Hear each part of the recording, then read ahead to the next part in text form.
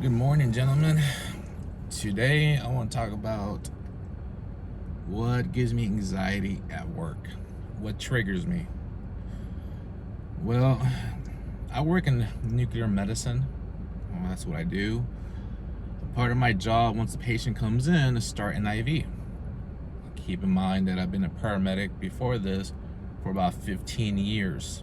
So, as a paramedic, you have to be good at IVs, because that's how you get most of your medications, is through the IV. So that's part of my job when a patient comes in before they do their study at the work I do now, is start an IV. And for some reason, I get anxiety of missing the IV, even before the patient gets there. I don't even know if they're gonna be a hard stick, if they're gonna be an easy stick, if they're great veins, shitty veins. I get the anxiety that I'm gonna miss. And I don't know why. I like to say I'm pretty good at IVs. I get it majority of the time. There are some times where I can't get it because they have shitty veins, or they flinch. They kind of, you poke them and they kind of push back. It kind of ruins the poke a little bit. But I get anxiety also, especially if they tell me they're a nurse or a doctor or anything in the medical field before I start the IV. For some reason, if I know they know what I'm doing before I do it, I get the anxiety that they're going to be judging me, that I'm not doing it up to their standards. Most of the medical field individuals who are my patients are pretty humble. They don't care how you do it, as long as you do it correctly or do it right. But there are some ones that they let you know ahead of time, hey, I'm a nurse, in a way where I know what you're doing, which that gives me a little anxiety, because if I miss, they're gonna ask me, am I a rookie? Or they're gonna say I suck, or what am I doing at this job if you can't do the basics? So that gives me anxiety. As well, the second thing that gives me anxiety is that we're a two-person crew. There's myself and someone else, and the other person, they're way above me as far as what we do at work. They have a certain degree that I don't have. I do have a master's though, but my master's is nothing related in medicine. But anyways, so with that being said, I have to make sure that these individuals are happy, because they're the reason why I have a job, and I'm not stuck in the ambulance all day. I'm doing this instead of working the ambulance. And some of them are very humble, very nice. Some of them are prima donnas, meaning if you don't do it exactly how they want you to do it, then they always let you know, which just gets annoying though, because sometimes you work with one individual who likes a certain way, so that's how you learn it, and you move on to the next person. You do the exact same way you did it the first time, but they're not happy with it. They want to change it up, which means every time I work with someone different, I have to know their likes and dislikes, which gets annoying.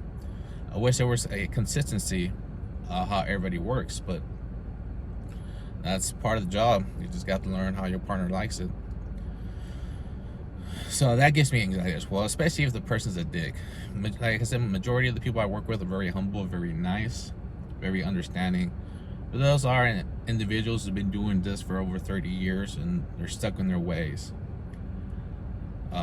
So that's that part. And the third thing that gives me anxiety is every time I work at the office, which I am right now, I'm not with a client right now. My boss is there, the owner of the company. He's a very nice guy, very humble guy, but there are still times where I'm just doing my thing, just cleaning up or working on the computer, some reports, and then he calls me over. Eric, hey, do you have some time? And for some reason, when he calls me over to his office, even though I had done nothing wrong, and I know I'd done nothing wrong, I get the anxiety, like, did I actually do something wrong?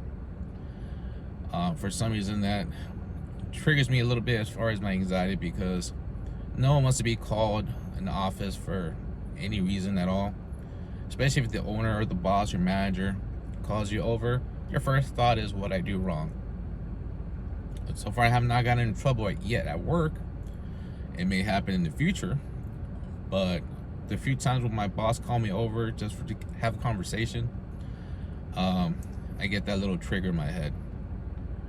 So those are the three things that gave me anxiety at work. And it's not too bad though, but it's enough to ruin my day. And next, I want to talk about my brother's depression. So I'm the youngest of six. I have a brother named Daniel, and he is suffering from depression for health reasons, or from health reasons. Yeah. He is not a heavy guy. He's about 180, give or take. But his last time he went to the clinic, his blood sugar was about a 400 plus, closer to 500. So that's pretty dang high. So no one wants to be sick. No one wants to have diabetes. They gave him medication, just pill medication, metformin, some other ones. They didn't give him insulin yet. So at least he's not that far in. But that got him depressed a little bit, because no one wants to be sick. When you're sick, you feel like a victim.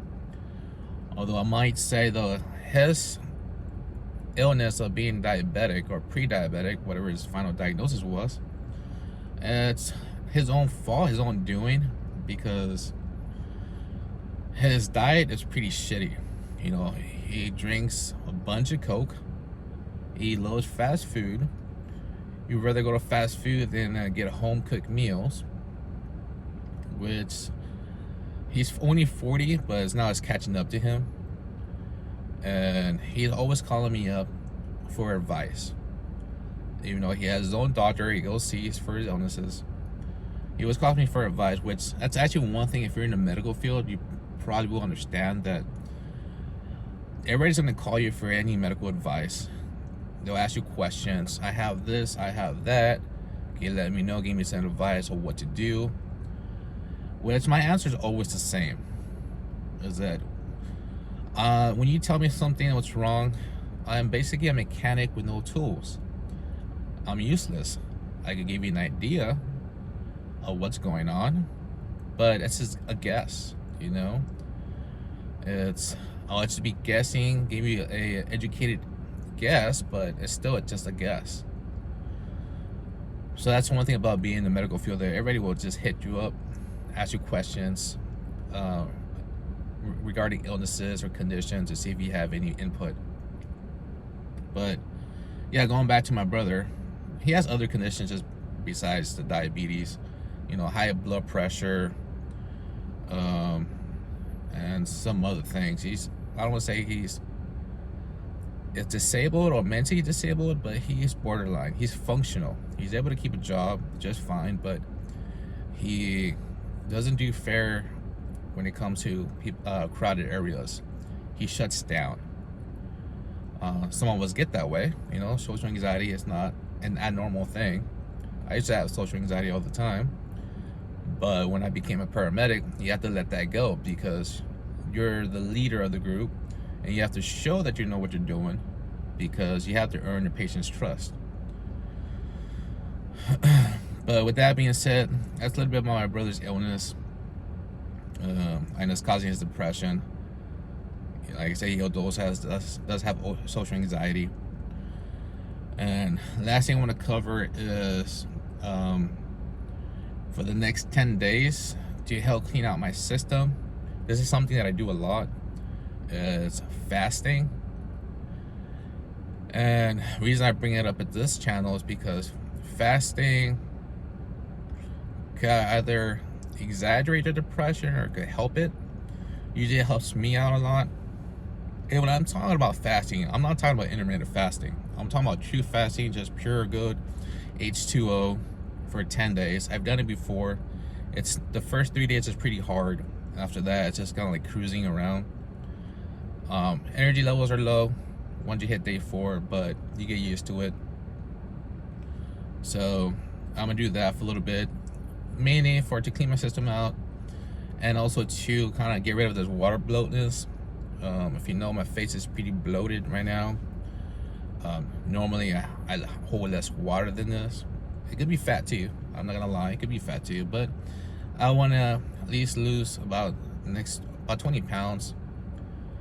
10 pounds will be good enough. 20 pounds will be the goal.